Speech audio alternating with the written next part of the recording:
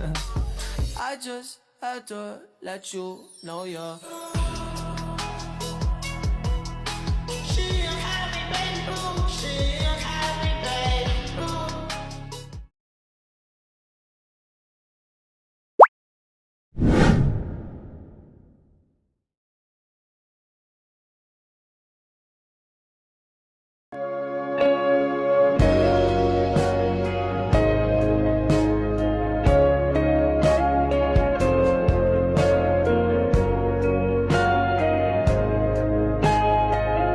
Assalamualaikum warahmatullahi wabarakatuh. Halo semuanya. Nama Muhammad, dosen pengampu mata kuliah konservasi biota laut Tanjung Bapak Ahmad Priyatna SPMK. Sebelumnya perkenalkan kami dari kelompok 9 yang beranggotakan saya sendiri Aisyah Masabella. Dan saya Muhammad Abdul. Saya Randy Prakoso. Di sini kami akan memaparkan hasil diskusi kami yang berjudul penyu belimbing atau Demosaurus koreacea. Yang pertama ada pendahuluan. Penyu tergolong jenis reptil hidup di laut dan masuk pada kategori terancam punah. Ada beberapa faktor yang menyebabkan populasi penyu mulai berkurang, namun faktor yang paling besar adalah karena ulah atau perilaku manusia. Yang didukung juga oleh faktor lainnya seperti hewan pemangsa seperti anjing, babi hutan, dan biawak. Hal ini terjadi karena setelah bertelur, penyu betina mengubur telurnya dan meninggalkannya. Dengan demikian, penyu tidak pernah mengerami telur-telurnya. Penyu belimbing atau Demosaurus koreacea adalah satu-satunya spesies yang masih tersisa dari famili Demosauridae dan merupakan penyu terbesar dengan ukuran mencapai 2 meter dengan berat 600 hingga 900 kg. Apa itu penyu belimbing? Penyu belimbing atau Demosaurus koreacea adalah spesies penyu laut terbesar di dunia yang termasuk dalam famili Demosauridae dengan ciri utama tidak memiliki kerapas atau tempurung keras, melainkan dilapisi oleh jaringan kulit tebal dan elastis menyerupai tekstur buah belimbing. Selain itu, penyu belimbing dikenal sebagai reptil laut pelagis yang memiliki kemampuan migrasi jarak jauh dan dapat ditemukan di perairan tropis hingga subtropis di seluruh dunia. Morfologi. Warna tubuh penyu ini berkisar dari hitam hingga biru kehitaman, dihiasi bintik-bintik putih dan merah muda di seluruh permukaan tubuhnya. Penyu belimbing juga merupakan satu-satunya spesies penyu laut yang tidak memiliki sisik. Cangkang atas atau kerapas mereka terbentuk dari tulang-tulang kecil di bawah kulit yang menutup lapisan lemak, jaringan ikat, dan rangka dalam cangkang ini memiliki 7 tonjolan memanjang sepanjang tubuh dan meruncing ke belakang, meskipun tidak tajam. Sirip depan penyu belimbing lebih panjang secara proporsional dibandingkan dengan penyu lain, sedangkan sirip belakang berbentuk seperti duyung. Kombinasi antara kerapas yang kuat dan sirip besar inilah yang memungkinkan penyu belimbing berenang jauh dan efisien saat bermigrasi mencari makan.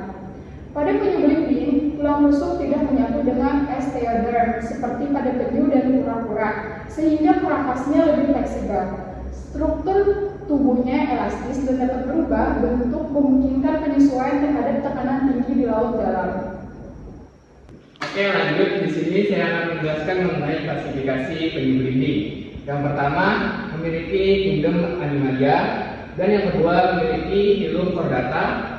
Ketiga, memiliki kelas Reptilia. Lalu ordonya ada Testudines, famili Dermoseridae, dan genusnya adalah Dermoceris. Lalu terakhir ada jenis Demosaurus koreacea. Lanjut ke populasi, persebaran, dan migrasi. Spesies ini telah menjadi laut selama ratusan juta tahun dan memiliki sebaran geografis terluas di antara penyu laut lainnya, dengan 7 subpopulasi di perairan tropis dan temperate di Samudra Atlantik, Pasifik, dan Hindia. Namun kini populasinya menurun drastis hingga diklasifikasikan sebagai terancam punah. Penyu belimbing dapat bermigrasi dengan tangguh. Beberapa di antaranya mampu menempuh jarak lebih dari 16.000 km per tahun dari tempat mencari makan ke tempat bertelurnya. Pemilihan habitat bersifat musiman pada musim panas dan awal musim gugur. Penyu ini lebih sering berada di wilayah beriklim sedang lalu berpindah ke daerah subtropis dan tropis selama akhir musim gugur, musim dingin, dan musim semi. Lalu lanjut ke siklus hidup penyu belimbing. Penyu belimbing betina bertelur pada malam hari di pantai-pantai tropis dan subtropis. Mereka menggali lubang besar di pasir sebagai sarang untuk meletakkan telur. Proses bertelur ini meninggalkan jejak besar dan melingkar di area pantai. Penyu belimbing betina kembali bertelur setiap 2 hingga 4 tahun. Dalam satu musim, mereka bisa bertelur beberapa kali dengan jarak antar siklus sekitar 8 hingga 12 hari. Penyu betina yang sedang mengandung biasanya meletakkan 3-10 kelompok telur dalam satu musim bertelur dengan sekitar 60 telur per sarang. Lanjut. Reproduksi penyu belimbing.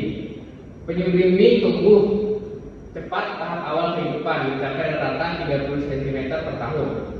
Namun laju pertumbuhan melambat drastis pada penyu betina dewasa yang siap bertelur, yaitu hanya sekitar 0,2 cm per tahun. Mereka dapat hidup hingga 90 tahun. Usia kematangan seksual penyu belimbing diperkirakan pada usia 12 sampai 14 tahun.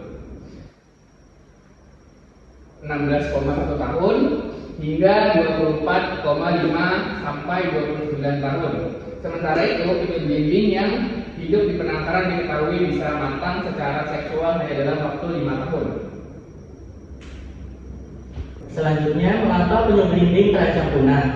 Penyebab penyu belimbing terancam punah dan perlunya konservasi karena penyu belimbing banyak dimanfaatkan sebagai sumber protein hewani, yaitu pengambilan daging dan telurnya, yang menyebabkan penurunan populasinya di alam, serta faktor ancaman lain seperti predator, penyakit, dan perubahan iklim yang menyebabkan penurunan populasi secara global mencapai 97% dalam 20 tahun terakhir.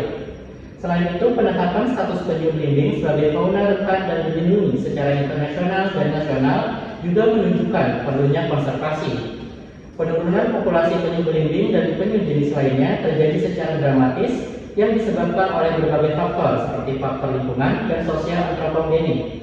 Selain itu, penurunan populasi penyu juga disebabkan oleh kematian akibat serangan ektoparasit, lintah, dan endoparasit nematoda dan trematoda. Lanjut. Kemudian ada ancaman penyu belimbing. Penyu belimbing menghadapi berbagai ancaman serius yang mengancam langsung hidupnya. Beberapa ancaman utama meliputi tertangkap secara tidak sengaja dalam alat tangkap ikan, kehilangan dan degradasi habitat pesisir, perburuan individu dewasa, serta pengambilan telur, polusi laut, dan sampah plastik, sehingga dampak dari perubahan iklim. Kombinasi dari berbagai faktor ini menyebabkan populasi penyu belimbing terus menurun. Di gambar pertama ada tertangkap alat tangkap, di gambar kedua ada terjerat sampah plastik, di gambar ketiga ada pemburuan telur ilegal, dan yang keempat ada temperatur suhu. Lanjut.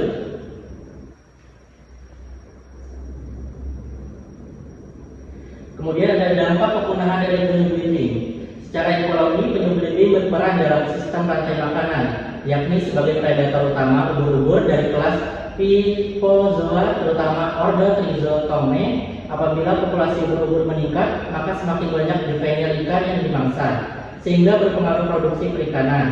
Pada kondisi ini, peran dari penyu belimbing dibutuhkan sebagai penyeimbang populasi ubur-ubur. Fakta ini menegaskan bahwa penyu belimbing merupakan spesies indikator dan harus dilindungi. Lanjut.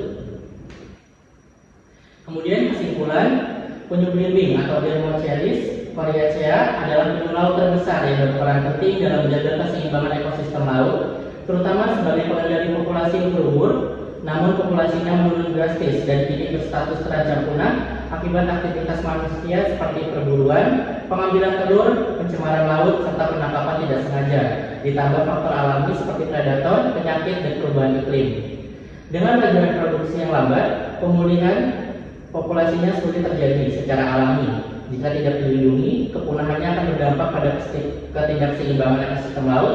Oleh karena itu, upaya konservasi sangat penting melalui perlindungan habitat, pengurangan ancaman manusia, dan peningkatan kesabaran manusia. Lanjut.